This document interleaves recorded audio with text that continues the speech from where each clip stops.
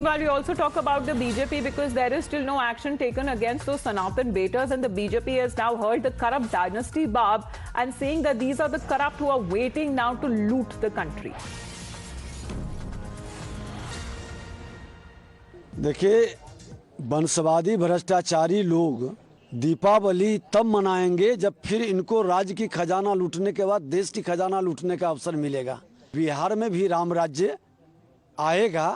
ये लोग अब बाहर नहीं अंदर रहेंगे।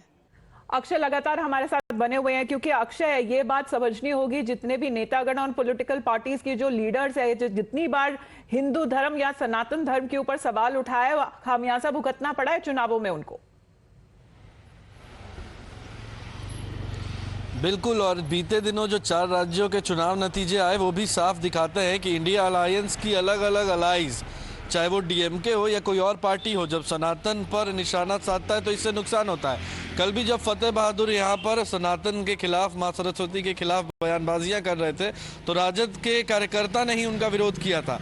हालांकि बाद में उस कार्यकर्ता को भगा दिया गया, मगर कहीं ना कहीं इंडिया अलायंस और बिहार में जदयू राजद को साफ साफ पता है कि इससे चुनावों में नुकसान होगा, क्योंकि नीरज कुमार जो जदयू के मुख्य प्रवक्ता है, बिहार सरकार के पूर्व मंत्री है, उन्होंने भी कहा कि अगर फतेह बहादुर ऐसी बातें कह रहे हैं तो उन्हें ये याद रखना चाहिए कि जब वो चुनाव प्रचार में जाएंगे तो किसी ऐसे घर पर ना जाए जहां पूजा अर्चना होती है। और फतेह बहादुर इज अ यूजुअल ऑफेंडर। अभी जो उन्होंने कहा, पीछे लगा ये पोस्टर, उससे पहले मां सरस्वती को चरित्रहीन बताया। और 3 महीने पहले की घटना मैं आपको बताता हूं, जब मां दुर्गा के बारे में उनसे किसी पत्रकार ने पूछा तो उनका कहना था कि ये सारे देवी देवता काल्पनिक है। अगर ये सच में होते या इनमें कोई शक्ति होती तो जब अंग्रेज भारत पर शासन कर रहे थे तो ये लोग क्यों नहीं शासन से, अंग्रेजों के शासन से मुक्त करा पाए। वहाँ भी बहुत कंट्रोवर्सी हुई थी, लेकिन आरजेडी ने कोई एक्शन नहीं लिया। और एक बार फिर फतेह बहादुर जैसे विधायक जो पहली बार अभी चुनाव जीत कर आए हैं और अपने बड़बोलेपन में एक धर्म को टारगेट कर रहे हैं और उसके बारे में अनाप शनाप बयानबाजियां कर रहे हैं। कहीं ना कहीं राजद ऐसे नेताओं को संरक्षित भी कर रही है, ये बचा भी रही है, तभी तो इनका मंसूबा, इनका मन इतना बढ़ता जा रहा है।